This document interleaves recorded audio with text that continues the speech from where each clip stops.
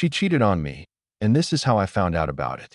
You know those moments where your whole life turns not with a bang, but with a whisper?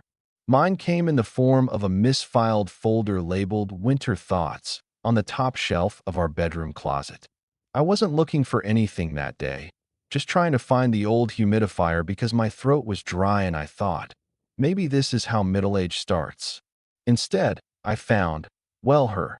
Not her body. Not a text message. Not a suspicious perfume. No, I found her handwriting.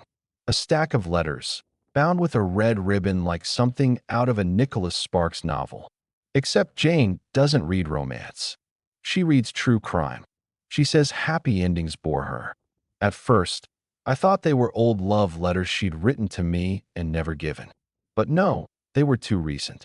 The dates were from the last 6 months. And the names, well, none of them were mine. That's how it began. My slow spiral into domestic espionage. My decision not to confront her, not to scream or cry or crumble. Instead, I watched, like a man who walks into a play halfway through and pretends he's been following the plot all along, waiting for the third act, for the twist, for her final monologue. And no, I didn't tell her I knew. Because once you know someone's pretending, it's almost fascinating to see how far they'll take it. There's a strange kind of intimacy in pretending not to know. People think betrayal is loud, shouting matches, thrown plates, dramatic exits in the rain. But in real life, it's quiet. It's breakfast conversations where one person knows the eggs are fake and the other doesn't care.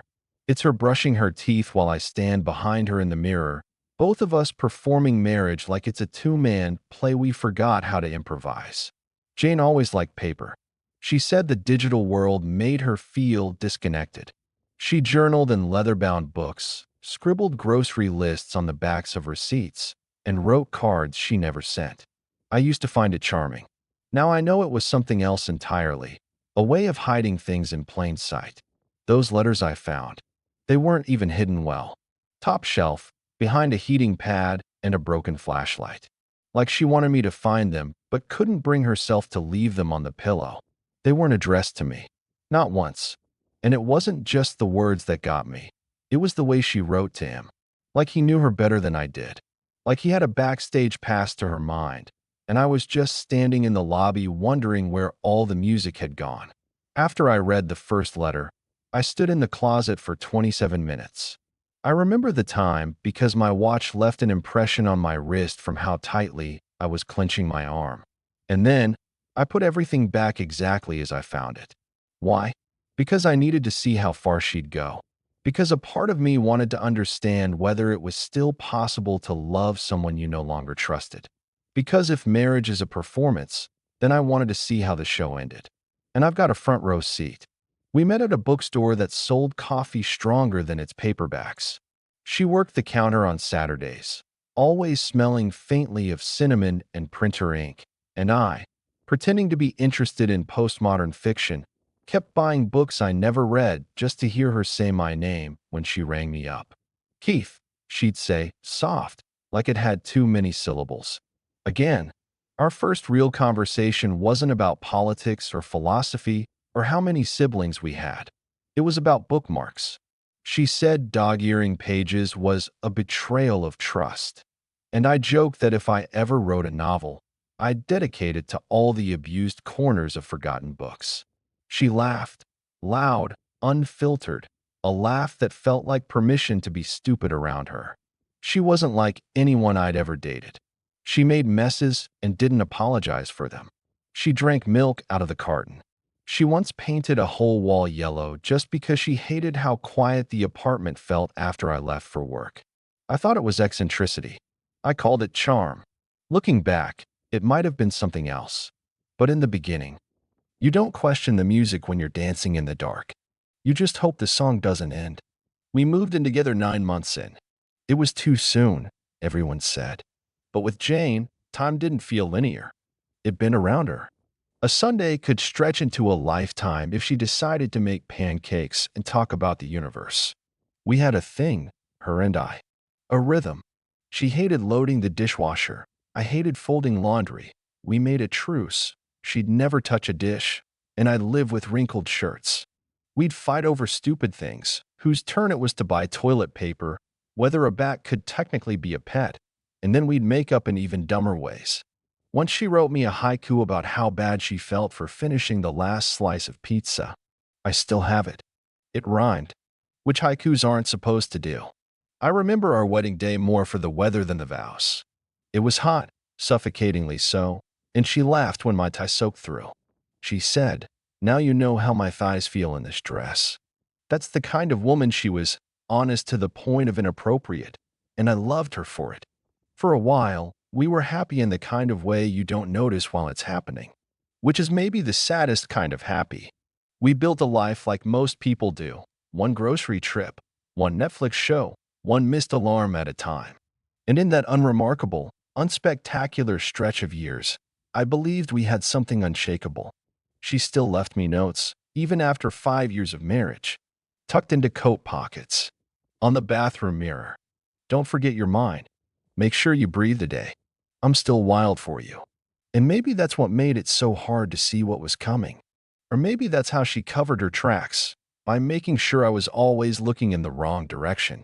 You know how some people say they just stumbled upon the truth? That wasn't me. I didn't stumble. I tripped, fell, and stayed face down on the ground for about 3 weeks before I even admitted I saw something. It started with a drawer. Always does, doesn't it? I was looking for batteries. Just batteries. The kind that somehow disappear the moment your remote dies. Jane had a little writing desk she kept in the corner of the bedroom. Antique, oak, with a wobbly leg that she never let me fix. She said it gave it character. I never questioned that. But that day, for whatever reason, maybe divine sabotage, I opened the bottom drawer. There was an old shoebox inside, tucked under notebooks, receipts, and yellowing birthday cards. The box was duct-taped closed, labeled "Do Not Open." That's like writing, "Open me if you want your world to crumble." So I opened it. Inside were letters. Dozens. Maybe 40, maybe 50. All addressed to no one. Some were dated. Some weren't. Most started with, "I know I shouldn't be writing this." All of them were signed by her. She wrote them like she was bleeding onto the page. Raw, clumsy sentences. Too emotional to be edited. Full of second-guessing and ache. The first one I read was short. "I saw him again today. The way he looked at me, I felt like I was 20 again, like I still mattered. I hate myself for feeling this. I love Keith. I do. But this, it wakes something up in me. Something I thought was dead. I thought I was misreading. Maybe it was fiction." Jane always dabbled in journaling. I gave her that generous benefit of the doubt until I read more. And more. Each letter peeled back another layer of her emotional entanglement with this man, who remained unnamed. But he wasn't imaginary. She mentioned real places, real dates, moments I remembered too, from my side of things. Except I hadn't known she had been half somewhere else. She never gave the letters away. That's what got me. She never gave them. She kept them, like relics, like a secret garden of guilt and fantasy. I didn't confront her. Not yet. Instead, I watched. I became a quiet archaeologist of our marriage. She was still there kissing my cheek, making coffee, folding towels. But everything was off now. Every smile seemed too measured. Every laugh came with a pause. I couldn't tell if she was living a lie or trying to bury one. And I played along. I nodded when I needed to, smiled at the right times, and memorized everything. I began to notice her phone never left her side. She started going on walks alone more often, to clear her head. Her scent started to change too. Subtle, like a different shampoo. Her routines slightly off. And all the while, the letters sat in the drawer, untouched, as if she was waiting for the finale. And I waited too. We became actors trapped in the same scene, smiling at each other with lines we'd said 100 times before. Except now I knew it was all theater, and I was just waiting for the curtain to fall. Looking back, it wasn't just what she did that broke me. It was how well she did it. How convincingly she kissed me goodnight while those letters sat tucked away in a box like a hidden diary of another life. I didn't know his name and not yet, but I knew where she saw him. It started with a writers group. That's what she told me. once a week, at a bookstore downtown. She needed creative space. And of course, I supported that. I'd always loved that she had her own orbit, that she was her own moon. I thought I was her Earth, holding her in place. Turns out, I was just gravity for convenience. She met him there. Another amateur writer. A poet, according to one of the letters. God help me, a poet. He wrote her verses in spiral notebooks. She wrote him letters she never sent. A whole romance lived silently in ink. Their relationship, if you can call it that, was built on stolen glances over black coffee, long silences with too much meaning, and parking lot goodbyes that lingered a little too long. She described it like an addiction she didn't want to stop. It wasn't just about sex, not at first. It was about feeling seen, heard, chosen. That's the word she used in one letter, chosen. I found a receipt once from a cafe we'd never been to together. Dated last Thursday. 2 cappuccinos and a blueberry muffin. I asked her about it casually. Oh, she said. I met Rachel there for a catch-up. Rachel had moved to Portland 6 months ago. There were no dramatic lipstick stains, no hotel keys in coat pockets. Just small cracks in the glass that widened once I started pressing. A misplaced scarf. New lingerie tags in the trash. Her hair done on a Wednesday, but no dinner plans. The kind of details that don't shout, they whisper. Constantly. Until they're all you hear. Then one night, I followed her. She left for writing group in jeans and a sweater. Hair down. No makeup. Low-key. Innocent. But I'd learned to see through the performance. I waited 10 minutes, then drove. She wasn't at the bookstore. She was at a quiet park bench near the water, sitting beside a man with a beanie pulled low and a notebook on his lap. They didn't kiss. Didn't even touch. But their bodies leaned inward, like magnets under a table. They shared earbuds, laughed at something, and then just sat in silence. His hand brushed hers. She didn't flinch. That moment didn't need drama. It was too intimate for that. It wasn't lust I saw, it was longing. Familiarity. Emotional adultery in its purest form. I didn't confront her that night. I drove home and pretended I'd never left the couch. That night, she kissed me slower than usual. Like she owed me tenderness. Maybe she did. Maybe she thought that would keep me blind. But I already knew. I knew what she did when I wasn't looking. I just didn't know how long I could keep looking the other way. People like to think betrayal looks like chaos, like lipstick on collars, perfume on strange pillows, or stammered excuses. But in truth, betrayal is quiet, precise. It unfolds in moments so small, you almost don't notice them until they've already undone something sacred. I used to believe that love was a safeguard, that if you loved someone enough, truly, selflessly, they'd never need more. But now I understand something darker. People don't cheat because they stop loving you. They cheat because they lose sight of themselves. It's not always about desire. Sometimes, it's about validation, control, escape, the thrill of being someone else, even temporarily.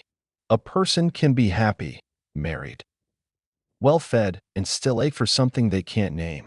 And in that silence, they start reaching, not for more, but for different. That's where it begins. Jane, wasn't unhappy in our marriage, not at first. But she began to mistake routine for decay, familiarity for failure. She thought passion had died because we didn't burn down the house every night. She never understood that real love simmers. It doesn't scream. There are always signs. You just don't want to see them. You convince yourself they're nothing because the alternative is unbearable. The guarded phone, suddenly with a password she won't share. A calendar full of vague obligations, book clubs, late meetings, me time. New lingerie with no corresponding occasion. A scent that's not yours, lingering faintly, like guilt on the skin. Laughter that doesn't include you anymore. But the most devastating sign is emotional absence. They start to vanish even when they're in the room. They talk to you like an actor learning a script. The words are there, but the soul is somewhere else entirely. I used to think cheating required cruelty. But now I think the opposite. It's cowardice. It's people who can't confront the discomfort of their own emptiness, so they pour themselves into someone else's hands and call it love. And for those of us on the receiving end, We replay every conversation like forensic evidence. Where did I go wrong? Was I not enough? Was I too much? The truth? You can be everything. And it still won't stop someone who's already stepped out of themselves. Some wounds don't bleed. They rot quietly, over time. That's betrayal. And no matter how strong you are, once it starts, it's already too late. You think when you discover the truth, when the veil drops and you see the thing that's been making your gut twist, it'll feel like freedom, like clarity. But all I felt was stillness. Not relief, not rage. Just stillness. The kind that makes even the air feel staged. I didn't confront Jane right away. I watched her perform, folding laundry like a saint, humming off-key in the kitchen, asking about my day with the same practiced tone as someone reading off a cue card. I responded in kind. I matched her tone. I tucked away the letters every night like evidence I couldn't hand to the court just yet. I wanted to see how long she'd wear the mask if I let her. And then one evening, after weeks of pretending, I placed one of her letters, her most recent confession, right beside her morning tea. No note, no warning, just silence. I went for a walk and waited to see what would break first, the cup, her voice, or her character. She didn't speak that night. She didn't speak the next morning either. But her eyes were swollen from crying, and her smile didn't even try to form. When she finally did speak, it wasn't a confession, it was exhaustion. She didn't defend, didn't explain. She just said, I didn't want it to become real. That was her truth. The man she wrote to, I found out later, was someone from her office. They'd never slept together, not in the physical sense, at least that's what she claimed, but the emotional affair had gone on for over a year. She said she loved him because he saw her, whatever that meant. She moved out 2 weeks later, not in a storm, not with slammed doors or shattered glass, just suitcases and a muted goodbye. She didn't beg to stay, and I didn't ask her to. As for the other man, I never met him, never wanted to. From what I could gather, he was married too. And when things came to light on his end, his wife didn't just leave, she made sure he lost everything. Last I heard, he moved cities. I hope he took his letters with him. And me? I spent the following months numb, not angry, not devastated, just removed. I slept with the lights on. I ate the same thing for dinner every night. I deleted our wedding photos from my phone, then restored them, then deleted them again. I couldn't tell if I missed her or the person I thought she was. Eventually, the pain settled into something quieter. Not peace, just a dull ache, like a phantom limb. People like to ask, are you okay now? And I always say yes, because technically I am. But I also know that okay is a spectrum. And betrayal? It doesn't just disappear. It reshapes you. You start hearing subtext in every conversation. You look at kindness with suspicion. You build walls that even love would need a map to navigate. But I'm still here. And sometimes, surviving is the most honest kind of consequence there is. If you're reading this, really reading this, then maybe you've been where I've been. Maybe you're still there, sitting across from someone who says all the right things while something inside you is screaming that something's off. Maybe you found a message, a glance, a slip of the tongue, and suddenly the world didn't make sense anymore. I want to say this clearly. You're not crazy. You're not paranoid. You're not weak for wanting to believe the best in someone you loved. People will try to simplify betrayal like it's a clean break. But the truth is, it's messy, it's layered, and it doesn't end when they walk out the door. The aftermath lives in how you doubt your own memory, how you second-guess your instincts, how you question if your love was ever real or just a stage they performed on. What Jane did, it broke something in me, but not permanently. It reshaped me into someone more watchful, less quick to trust, maybe a little colder, but also into someone who's learned how to sit with pain and not let it define him. To anyone walking through the wreckage of betrayal, I see you. I don't have advice wrapped in sunshine or some slogan about healing. But I can tell you this, it wasn't your fault that someone else couldn't be honest. It wasn't your flaw that made them cheat. Their choices were not your reflection. If anything, loving someone deeply and fully is not weakness. It's the proof that you showed up, that you believed, that you gave something real. And though it may take time, sometimes longer than you'd like, you will eventually feel like yourself again. Not the old you, but a wiser one, a quieter, more grounded one. And when you do, you'll look back, not to reopen wounds, but to remember you lived through it. And that means more than you know. Jane never found out that I knew. Not from me, anyway. I let her keep acting.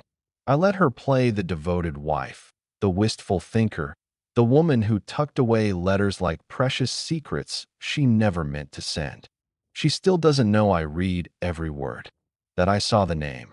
Elliot, repeated like a prayer she couldn't stop whispering onto paper, that I pieced it all together, the late-night absences, the new perfume, the forced affection, the distracted eyes. It was never a dramatic ending. There was no explosive fight, no screaming match, no suitcase on the porch. I just left, quietly. I told her I needed space, clarity, time. She cried. Maybe out of guilt, maybe out of habit. I don't know. I didn't care to dig anymore. I moved into a small apartment across town. Sparse, clean, silent. No framed photos, no shared toothbrushes, no subtle landmines of betrayal hidden in drawers. Last I heard, Jane was still writing letters.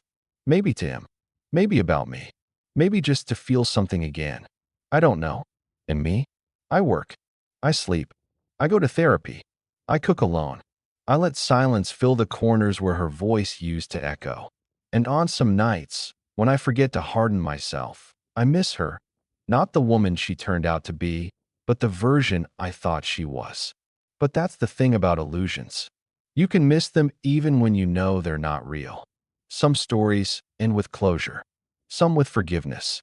Mine ends with understanding. I understand now that love, real love, doesn't require you to pretend. That if someone needs to hide their heart in letters they hope you'll never read, they've already left. You're just the last to know. This was never just about Jane. This was about waking up, about stepping out of the audience and realizing you've been the only one who thought this was real. And when the final curtain falls, all that's left is you, standing in the quiet, learning how to live again, unscripted.